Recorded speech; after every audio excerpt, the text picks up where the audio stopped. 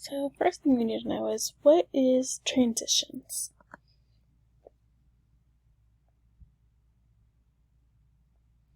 So transitions is defined by the passing of one state to the other, or one condition to another.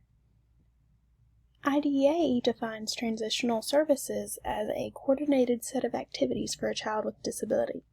So when a student has a disability, they qualify for special education services through the school, and their special education teacher would be able to provide or facilitate some activities that can help the student in transitioning, whether it's from elementary school to middle school to high school, or from high school to post-secondary or after high school life. Let's watch this video that explains a little bit more about the student's special education services provided by the school and the transition plans.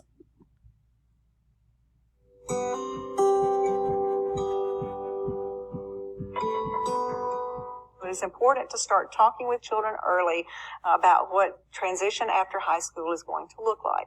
But the transition plan itself must be in place at the age of 16 in the IEP. They should include post-secondary goals as well as transition services. So those post-secondary goals should be very specific, not vague aspirational goals, but very concrete steps that you expect your child to take after high school. It is so important that they have particular steps that they're going to take. What types of services? Do they need to visit college campuses? Do they need to be familiar with how to navigate in the community, how to self-advocate, how to ask for the services that they need?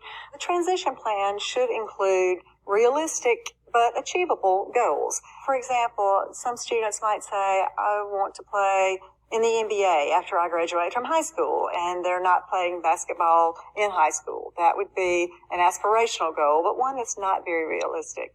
But a realistic goal would be to attend community college, to get a technical degree, or to go work in supported employment in a veterinary clinic if that student is really interested in animals. If it's not realistic to expect that a student is going to be in the tiny percentage of those who get to play in the NBA, but the student really loves basketball, then they might be able to work as maybe volunteer initially as a manager on a college sports team or a local sports team, or go to community college and get a degree in something related to athletics, like athletic training or something like that. So there are a lot of ways that they could work either as a volunteer or eventually in paid employment in a field in which they're particularly interested. Parents know their children better than anyone. So you know the conversations that you've had. You know what your child is interested in, and you can share that with the IEP team. You can talk about the things that you know your child wants to do. And of course, the child should be a part of the process as well. They should be attending the IEP meeting and adding their thoughts and opinions and feelings about what they want to be doing after high school. But the parents really are an important participant in that process because, again, they know the child better than anyone and have shared in helping create the dreams and the vision that the child has for the future. So in that video, the person that we just listened to was telling us about how understanding the students' strengths, needs, and their interests will help us plan for their future.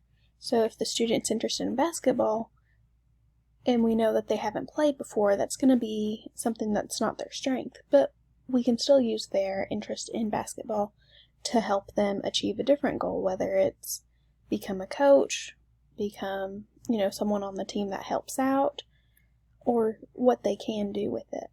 So why is transitional planning important?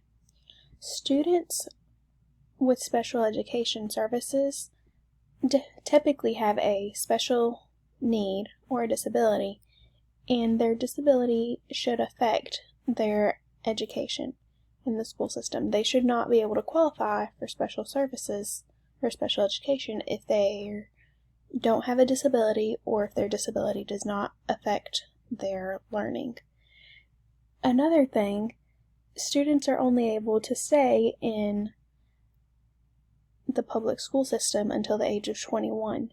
So no matter how much a teacher loves having her students, by the age of 21, they won't be able to be the student's teacher anymore. So since we can't keep the students in the public school systems forever, it's important to help the students become successful after they leave us or when they graduate high school. So what types of services do we plan for whenever we're doing transitional planning? Some of the things that students might do whenever they leave high school, they might go to a college or a university. They might go to a vocational school, so do something like mechanics or engineering, electricians, plumbing, that kind of thing. They might find an integrated employment or a supported employment. They might have continued or adult education. They might need adult services. They might need help with living on their own, so managing their finances, making sure they're able to clean up after themselves, that kind of things. Their daily living skills, so making sure, they can brush their teeth, they can advocate for themselves, they can do the things that we need to live, get around, whether it's driving themselves or public transportation. And then they also need communication skills, so for communicating with their bosses at work or their landlords if they're living on their own, even their friends and family. So those are all services, like things that when the teacher is planning for the student's future, we need to consider. This last chart kind of gives us more of a picture of everything that we do with the student while they are in school, whenever they are eligible for services, and then the things that happen after graduation. So the student could become part of, a school, whether it's a college, a vocational school, things like that.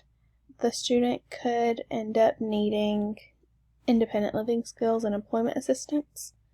The student could end up needing help finding a job, or the student could end up just being on Social Security money.